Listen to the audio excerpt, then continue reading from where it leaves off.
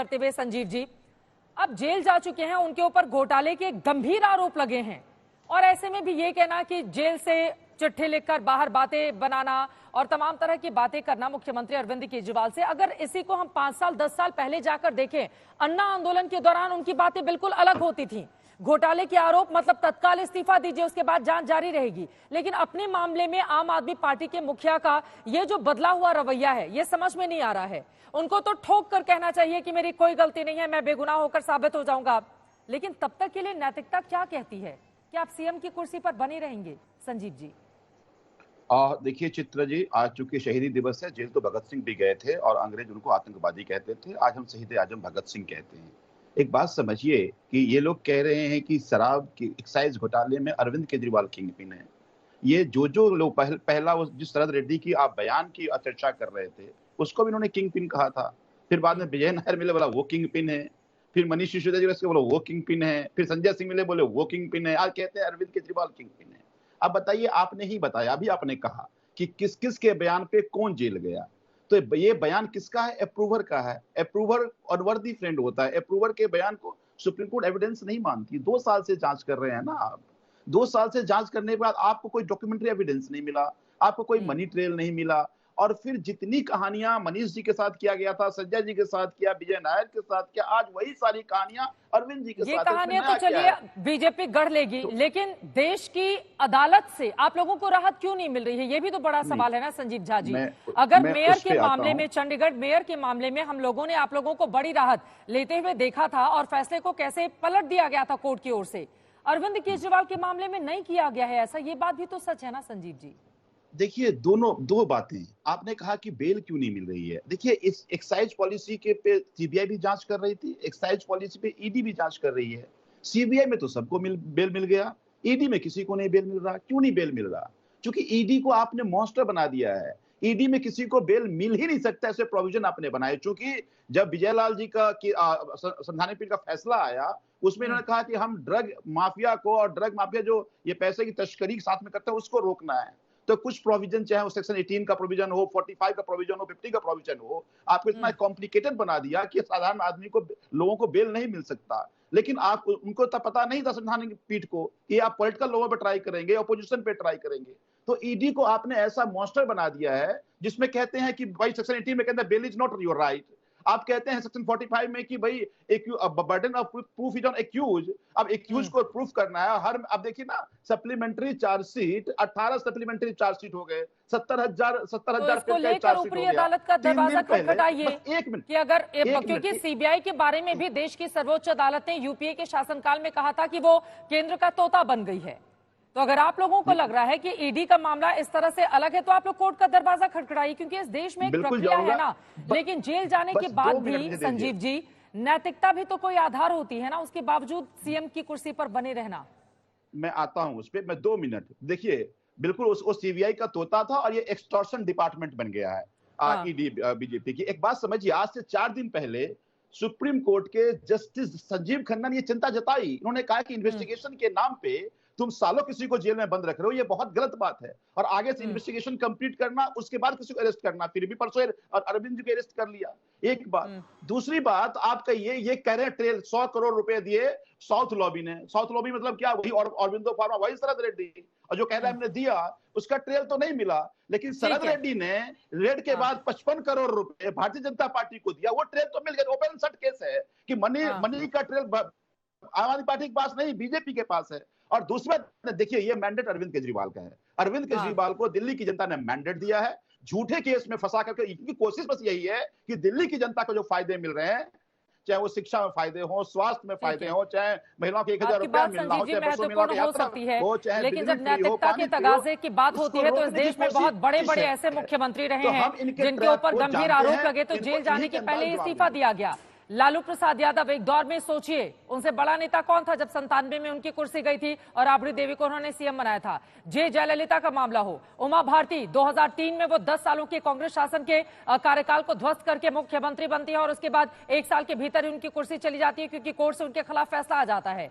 उसके बाद हमने येदियुरप्पा के मामले में भी देखा था। येदियुरप्पा के खिलाफ लोकायुक्त की जांच सामने आने के बाद उनको इस्तीफा देना पड़ा था। तो अरविंद केजरीवाल ऐसे अकेले नहीं है। और लालू प्रसाद यादव जेल तब गए थे जब उनकी बिहार में सरकार थी और केंद्र में जिसकी सरकार थी उसको वो सपोर्ट कर रहे थे। लेकिन के शर्मा जी, यहां पर आपके पास आते हुए अब ऐसा तो नहीं हो जाएगा ना कि विपक्ष के नेताओं, मेरे पास आंकड़ा है यहां पर, अगर देखा जाए 2014 से लेकर अब तक ईडी के 95% केस विपक्षी नेताओं के खिलाफ ही क्यों है के शर्मा जी? तो ये पलट कर आप लोगों से भी पूछा जाएगा ना। नहीं, मैं पहले एक आम आदमी पार्टी के कुछ प्रश्न हैं उसका उत्तर दे देता हूं, इसके बाद अब चित्रा जी आपकी भी बातों का उत्तर दे दूंगा। अरविंद केजरीवाल और नैतिकता, ये पूरब और पश्चिम का खेल है। दो दिशाएं जो है जैसे एक नहीं हो सकती वैसे ही है। अरविंद केजरीवाल तो स्वयं कह चुके हैं कि मैं अराजक हूं, मैं अराजकता पर विश्वास करता हूं, तो उनसे आप किसी नैतिकता की अपेक्षा तो कर ही नहीं सकते। ये वो व्यक्ति हैं जिन्होंने खुलेआम कहा कि मैं कभी पार्टी नहीं बनाऊंगा, राजनीतिक दल, पार्टी बना लिया। फिर कहा कि मैं जो है कभी बंगला नहीं लूंगा सरकारी, आज शीश महल में रहने लगे हैं। इन्होंने कहा सरकारी गाड़ी पे नहीं चलूंगा, आज करोड़ों रुपए की गाड़ी में चल रहे हैं। पहले कहते थे सिक्योरिटी नहीं लूंगा, उस दिन जो है आरटीसी इनकी जो नेता है वो चिंता व्यक्त करने लगी कि जेट सिक्योरिटी के हैं, कौन सुरक्षा लेगा उनका, तो अब उनको इसकी भी जरूरत पड़ रही है। तो अरविंद केजरीवाल से नैतिकता की कोई उम्मीद और इनकी पार्टी से कोई उम्मीद कर ही नहीं सकते आप। और ये तो एक महा छलावा है, महा झूठ है कि इनसे कोई इस बात की अपेक्षा करे। अभी इन्होंने कहा कि साहब वो तो गए, उनको ऐसे अरेस्ट कर लिया। अरे भाई, हाईकोर्ट आप गए थे, हाईकोर्ट में रिलीफ लेने आप गए थे, हाईकोर्ट ने आपको रिलीफ नहीं दिया और आपकी गिरफ्तारी पर रोक नहीं लगाया। कल भी जो है ईडी ने कोर्ट के अंदर में आपने, आपके ऊपर जितने एलिगेशन, ये कहते हैं चवन्नी नहीं पकड़ी गई, चवन्नी नहीं पकड़ी गई, 0.6.1, 0.6.2 जो ईडी ने जो वहां पर 28 पेज जो सबमिट किए हैं, किसी 3 वकील इनके लड़ रहे थे वहां पर, किसी ने उसको एड्रेस नहीं किया, जिसमें पूरा मनी ट्रेल बताया गया है कि किसने पैसा दिया, किस नंबर से दिया, कैसे किसके खाते में गया, पूरा डाटा जो है ईडी ने सबमिट किया। इनके बड़े बड़े वकील अभिषेक मनु सिंघवी से लेके और जो थे वो एड्रेस ही नहीं किया उसको, क्योंकि उनको पता था कि इसका सामना कैसे करेंगे। अब जरा बताइए, तो ईडी की कार्रवाई बातें करने लगे, ये उधर ही ज्यादा क्यों होती है के शर्मा जी? हाँ ठीक है, सबने जो है बिल्कुल बिल्कुल चित्रा जी, मैं आपको बताना चाहता हूं, ईडी ने लगभग 5000 से ज्यादा केस हमारे शासन के 2014 से लेके अभी तक रजिस्टर्ड किए हैं। उसमें से लगभग 125 केस जो है वो राजनीतिक केस है, बाकी सब अधिकारियों और व्यापारियों और कंपनियों पर है। ये सारा मामला लेके आज से 4 महीना पहले विपक्षी दल के 28 दल, जिसमें अरविंद केजरीवाल भी थे, ये कहां गए थे? सुप्रीम कोर्ट में, ईडी से राहत के लिए। और क्या उसमें सारा एक एक केस का डिटेल लेके गए थे लोग, जो अन्य लोगों पर भी लगा है, राजनीतिक लोगों पर।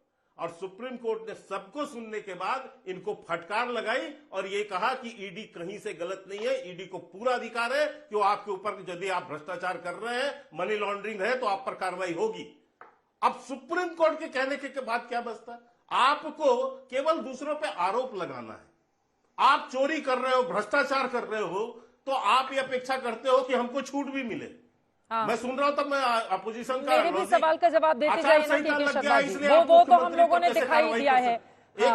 ये जो आंकड़ा है ये क्या बताता है के शर्मा जी? इस पर भी तो कुछ बोलेंगे आप? और मैं यही तो कह रहा हूं, आंकड़ा क्या क्यों? आप मुझे बताइए चित्रा जी, यदि आपकी जो है चैनल गलत खबरें नहीं दिखाती, आपके ऊपर से जो है कोई रोक नहीं लगता, तो इसका मतलब, और जो कुछ चैनल है जिनके जो है समाचारों पे रोक लगता है, उनमें पेड न्यूज की वो बनती है। अब लोग कहें कि भाई आज तक पे तो क्यों नहीं लग रहा है, हम पर क्यों लग रहा है? आप नहीं कर रहे हैं तो नहीं हो रहा है, आप करोगे तो पकड़े जाओगे। आपके पास पूरा, किसी के पास है, किसी के पास किसी तरह का भ्रष्टाचार की जानकारी है तो लेके जाइए ना, पूरा देश का हाईकोर्ट कह रहे हैं कि जैसी करनी वैसी भरनी, जाइए जाके केस कराइए, जवाब ले लेती हूँ। ठीक है संजीव झा जी। देखिए, 2-3 बातें आपने इनसे पूछा, मैं आपको कुछ उदाहरण देता हूं। इनकी जो ईडी, जिसको हम कहते हैं एक्सटॉर्शन डिपार्टमेंट क्यों कहता है, इन्होंने ही कहा कि 2 तरह के केसेस हुए हैं, एक तो पॉलिटिकल केसेस हुए हैं और दूसरी जो कंपनियां यहाँ काम कर रही है उस पे कैसे हुए हैं। अब तो इलेक्टोरल बॉन्ड के जरिए जानकारी मिल गई ना कि जब जब जिसके दो ही काम हुए, या तो पहले धंधा दो, चंदा लो, और दूसरा अपोजिशन के यहाँ ईडी भेजो और फिर उसको जेल भेजो। यही दो काम ईडी की है। एक बात बताइए, तपस रॉय एक मंत्री थे बंगाल के, जनवरी में उनके यहाँ रेड हुआ, मार्च में भाजपा ज्वाइन कर लिए, पूछे अगला रेड कब होगा। एक रविंदर वायकर उद्धव ग्रुप के एमएलए थे, उनके यहाँ 3 लगातार समन गया हर सप्ताह, चौथे समन देने से पहले बीजेपी ज्वाइन कर लिया उसने, अब पूछिए चौथा समन कब जाएगा उसके पास।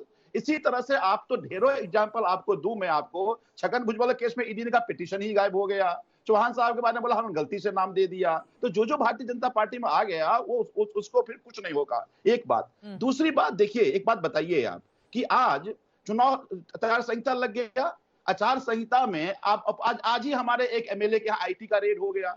इलेक्शन कमीशन भी तो एक पार्टी की तरह काम कर रही है ना। लेवल प्लेइंग फील्ड कहाँ है? हमारा देश का जो हमारा ऑफिस है, उसी इलेक्शन कमीशन के अनाउंसमेंट के बाद जो चुनाव होता है संजीव झा जी, आपकी पार्टी क्लीन स्वीप कर जाती है दिल्ली में।